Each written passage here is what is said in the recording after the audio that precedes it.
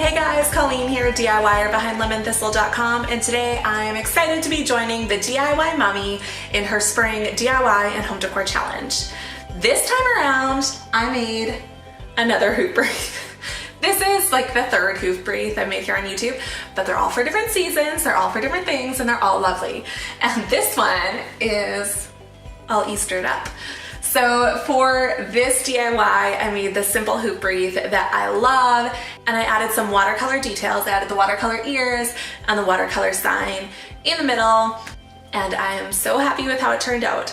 We don't have a lot of spring or Easter decor, so these challenges are kind of a fun way for me to get creative with the supplies that I have already in my house, and that I can make some decor that's our style.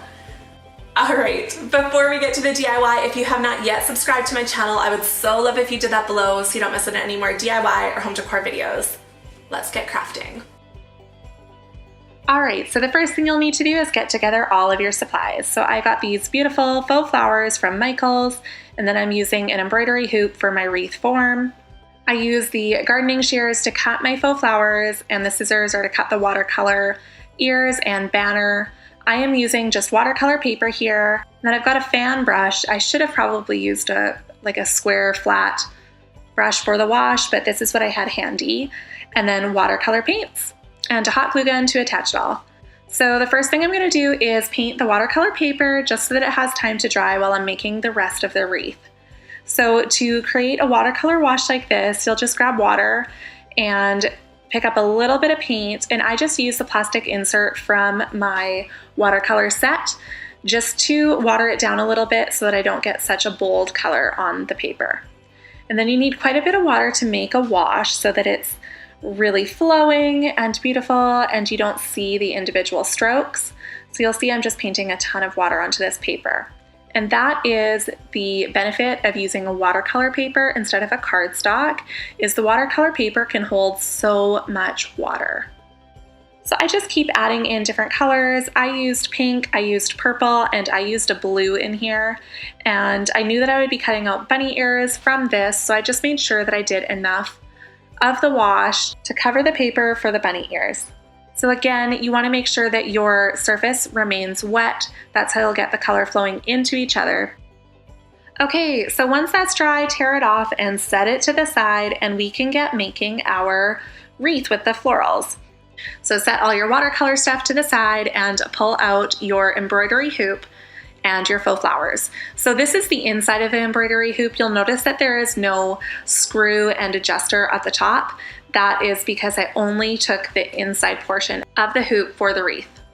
So the first thing I'm gonna do is I'm gonna cut the main stem off of these flowers. This is a little bit tricky to do, so I like to use gardening shears or wire cutters. And this one cut into 3 individual branches from that main stem. From there, I just kind of played with them and I started wrapping them around the hoop. And you just kind of have to start by gluing one on and then working from there. So I did that, and I did leave the end a little bit loose so that it kind of stuck out a little bit. I like how wild that looks, especially with these florals. So to do that, I just add the hot glue straight onto the embroidery hoop, and then I lay the flowers on top of that, and you have to hold them in place for quite a while until the glue sets, because the stems are fairly stiff and so they want to go back to their original shape. So you'll see after I've got it in place, I'm just holding it there, and you can put pressure where the glue is just to make sure that that really sets and holds. From there, I did add a little bit more glue where it kind of kept popping off just to make sure that it held in place. And from here, you'll just keep adding in those other 2 stems. So one of them I kind of wrapped inside the hoop a little bit, one of them I wrapped a little bit outside of the hoop, and I like how organic this looked as opposed to really perfect and really symmetrical. I wanted it to be a little bit off center and more modern since we were kind of doing the cutesy ears and banner. All right, so you can add on as many or as little florals as you want. I was really happy with the way that this looked here. And so from here, I got busy making my banner and my bunny ears. I was a little bit impatient, so I didn't wait for the watercolor paper to dry completely, but I would probably recommend that you do. So to make the bunny ears, I just folded it in half so that I could cut out 2 ears that were exactly the same size. And then I just cut out what I thought looked like a bunny ear. After this, I lined them up on the hoop wreath and I glued them in place using my hot glue gun. I also decided that I wanted one of the bunny ears to kind of flop over, so I did that by kind of just rolling it. I didn't want a hard fold, and that is one of the pluses of watercolor paper. Because it holds some moisture, it did roll really nicely here. And then I painted a watercolor wash on the back of the ear as well. From here, you can cut off or tear off the paper that pokes out inside the wreath so that you have a nice clean line on the inside of the wreath there.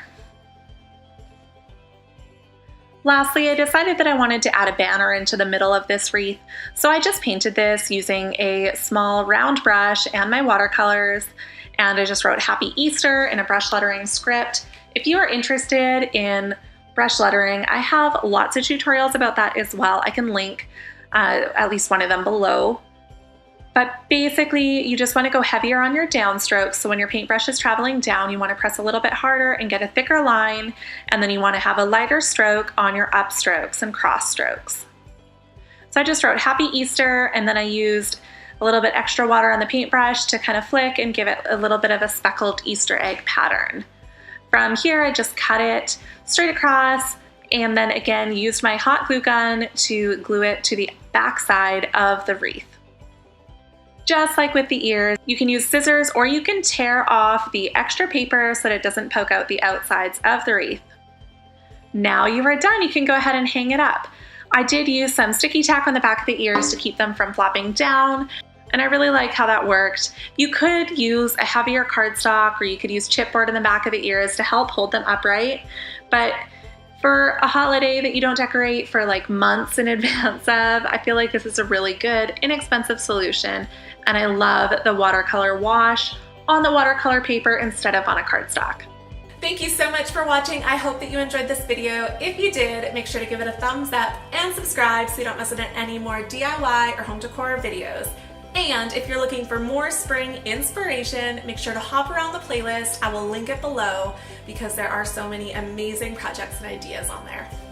We'll see you guys next time.